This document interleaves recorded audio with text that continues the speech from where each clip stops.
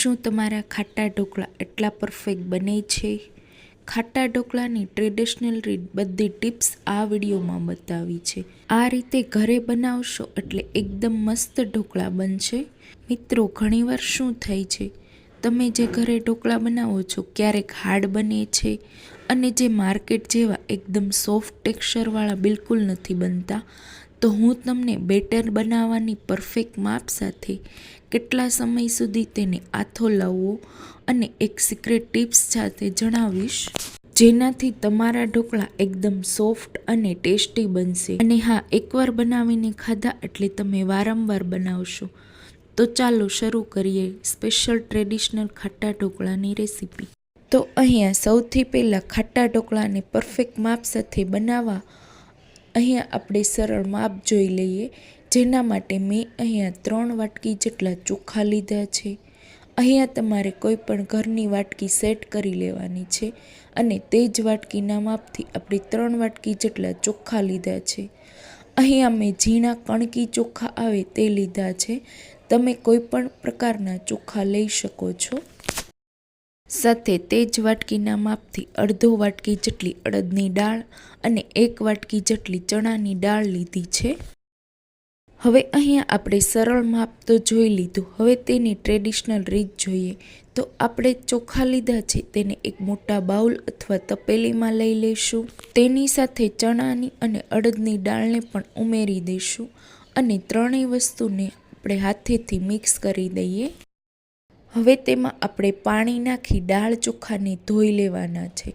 3 થી 4 વાર ધોવાથી જેથી પાવડર લગાવેલો હોય તેથી નીકળી જશે અને સરસ ચોખ્ખા થઈ જશે.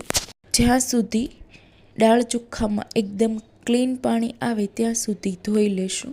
હવે ધોઈ લીધા પછી આપણે એની અંદર એક સિક્રેટ વસ્તુ ઉમેરવાના છીએ, જે ઉમેરવાથી આપણા ઢોકળાનો આથો એકદમ પરફેક્ટ આવશે. તો અહીંયા 1 ચમચી જેટલા મેથી દાણાને એડ કરી દઈશું. અહીંયા આપણે દાળ ચોખા ધોયા પછી જ આપણે મેથી દાણાને એડ કરવાના છે. હવે દાળ ચોખાને પલાળીશું. અહીંયા દાળ ચોખા ઉપર 2 વેજ જેટલું પાણી રાખવાનું છે.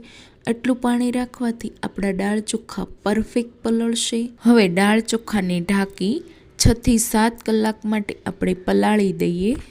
હવે દાળને 7 થી 8 કલાક જેવું થઈ ગયું છે. અહીંયા આપણી ઓલમોસ્ટ દાળ ચોખા પલળીને ડબલ થઈ ગયા છે. અહીંયા હું દાળનો દાણો તોડું તો તે 2 ભાગમાં તૂટી જાય છે, એટલે આપણી પરફેક્ટ એવી દાળ પલળી ગઈ છે. હવે આ પલાળેલા દાળ ચોખાનું પાણી છે તેને અલગ કરી લેશું. અહીંયા આપણે આ પાણીનો ઉપયોગ નથી કરવાનો. આ પાણીમાં દાળ ચોખાના પલાળેલું હોય એની સ્મેલ આવે છે. એકવાર આ દાળ ચોખાનું પાણી અલગ થઈ જાય એટલે તેમાં ફરીવાર પાણી એડ કરીને એક વખત આ દાળ ચોખાને ધોઈ લેશું. હવે આ દાળ ચોખાને આપણે મિક્સરમાં ઉમેરીશું. અહીંયા આપણે બધા દાળ ચોખા એકસાથે ક્રશ નથી કરવાના. 2 થી 3 બેચમાં ક્રશ કરીએ જેથી આપણું બેટર એક સરખું થાય. અત્યારે આમાં મેં દાળ ચોખા ઉમેર્યા એટલે મેં બિલકુલ પાણી એડ નથી કર્યું. અહીંયા તમારે 2 ચમચી જેટલું ખાટું દહીં એડ કરવાનું છે. થોડી ખટાશ પડતું દહીં એડ કરવાથી તે ફરમેન્ટ સારા થાય છે અને તેનો સ્વાદ પણ સારો આવે છે. એટલે આપણે દાળ ચોખામાં 2 ચમચી જેટલું જ દહીં એડ કરવાનું છે. આપણે દાળ ચોખાની જેટલી બેચ કરીએ છીએ એટલી જ બેચમાં આપણે 2 ચમચી દહીં એડ કરવાનું છે. હવે ક્રશ થયેલા બેટરને તમે જોઈ લો. અત્યારે આપણે ઢોકળાનું બેટર એટલી થિકનેસવાળું રાખવાનું છે. અત્યારે આપણે વધારે પડતું જાડું અથવા કરકરું લાગતું હોય તો તમારે 2 ચમચી જે પાણી એડ કરી ફરી ક્રશ કરવાનું છે. હવે આ બેટરને આપણે એક મોટી તપેલીમાં કાઢી લઈએ. હવે આપણે બીજા જે દાળ ચોખા છે એને દહીં એડ કરીને ક્રશ કરી લઈએ. હવે જ્યારે આપણે બેટર તૈયાર થઈ ગયું છે અને આપણે જ્યારે ઢોકળા બનાવીએ છીએ એ ત્યારે ખાવામાં કોરા ન લાગે એના માટે આપણે બેટરને ફેટવાનું છે. અહીંયા આપણે બેટરને ફેટવું એ પ્રોસેસ કરવી ખૂબ જ જરૂરી છે. જેટલું તમે સારું બેટર ફેટશો એટલું જ આપણે બેટરમાં હવાના કણ ભરાશે, એટલું જ બેટર આપણું સરસ થશે. જો તમને આવી ટ્રેડિશનલ રેસીપી જોવી ગમતી હોય તો મારી ચેનલને સબસ્ક્રાઈબ કરજો. બેટર જેમ ફેટવા તેમનો કલર ચેન્જ થાય છે અને બેટર થોડુંક હલકું થઈ જાય છે. અત્યારે આપણે બેટર પરફેક્ટ થઈ ગયું છે। હવે આ બેટરને આપણે 6 થી 7 કલાક માટે આથો લાવવા માટે રહેવા દઈએ। તો હવે 6 થી 7 કલાક પછી આપણે ખોલીને જોઈએ તો કે આપણો આથો બરાબર આવ્યો છે કે નહીં। તો આપણો આથો એકદમ મસ્ત આવી ગયો છે અને બેટર આપણું કેટલું ફૂલી ગયું છે। તો તમે જોઈ શકો છો આપણું બેટર એકદમ જાળીવાળું અને ફૂલી અને તૈયાર થઈ ગયું છે। તો એકદમ પ્રોપર આથો આવ્યો છે। હવે આપણે એકવાર આને મિક્સ કરી દઈએ। તો તમે જોઈ શકો છો બેટરમાં નીચે સુધી જાળી પડે છે। બેટર પરફેક્ટ રીતે મિક્સ થઈ જાય એટલે આપણે તેમાં 1 ચમચી જેટલું આદુ મરચાંની પેસ્ટને એડ કરી દઈએ। ઢોકળા સ્વાદમાં એકદમ મસ્ત લાગે અને પચવામાં એકદમ સરળ રહે એના માટે 2 ચપટી જેટલી હિંગ એડ કરી દઈએ। અડધી ચમચી જેટલી હળદર પાવડરને જેથી આપણો ઢોકળાનો કલર સરસ આવે। સાથે અડધી ચમચી જેટલું મીઠું એડ કરીશું। મીઠું અહીંયા તમારા ટેસ્ટ પ્રમાણે વધારે કે ઓછું કરી શકો છો। હવે આ બધી જ વસ્તુને આપણે એકવાર સારી રીતે મિક્સ કરી દઈએ। અહીંયા આપણે ઢોકળા બનાવવા તો એકદમ ઇઝી છે। જો તમે નાની નાની વસ્તુ અને પરફેક્ટ માપનું ધ્યાન રાખશો તો તમારા ઢોકળા હંમેશા એક સ્વાદવાળા અને મસ્ત બનશે।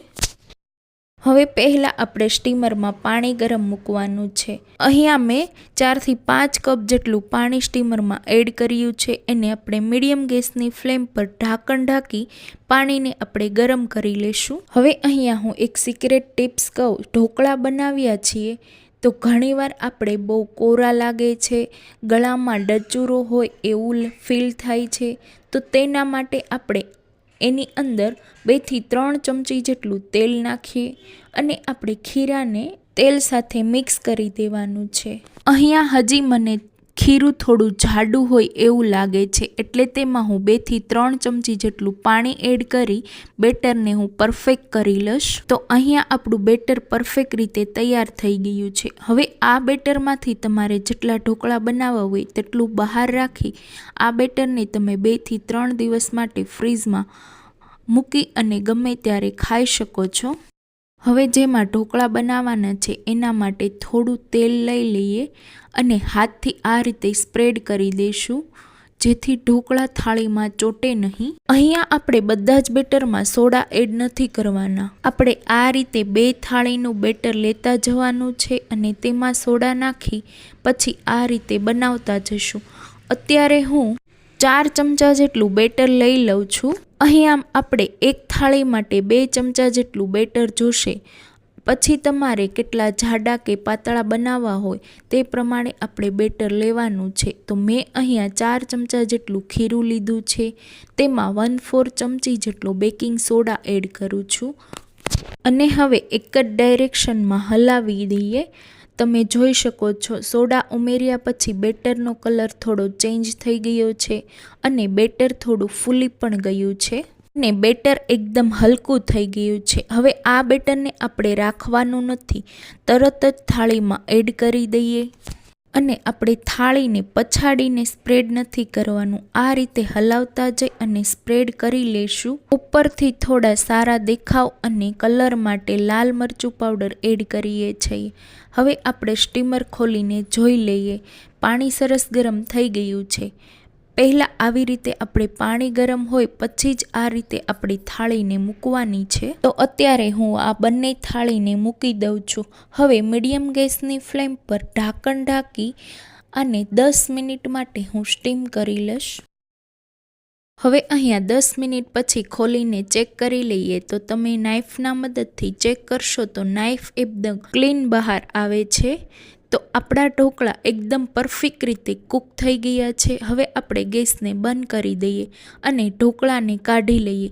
ઢોકળાને આપણે થોડા ઠંડા થવા દેવાના છે। ઢોકળા થોડા ઠંડા થાય એટલે આપણે તેને થોડું તેલ સ્પ્રેડ કરી દઈએ। આ રીતે થોડું તેલ સ્પ્રેડ કરવાથી ઢોકળા આપણા ડ્રાય નથી થતા અને ઉપરથી કોરા પણ નથી પડતા।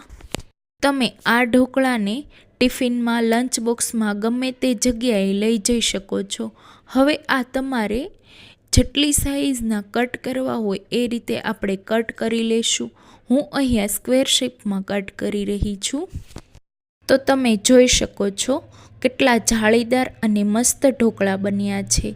તો એકવાર આ મારી રીતે જરૂર ટ્રાય કરજો અને મને કોમેન્ટમાં જણાવજો કે તમને મારી આ ટ્રેડિશનલ ઢોકળાની રેસીપી કેવી લાગી. તો ફરી મળીશું એક નવી ટેસ્ટી અને સ્વાદિષ્ટ રેસીપી સાથે. Thanks for watching.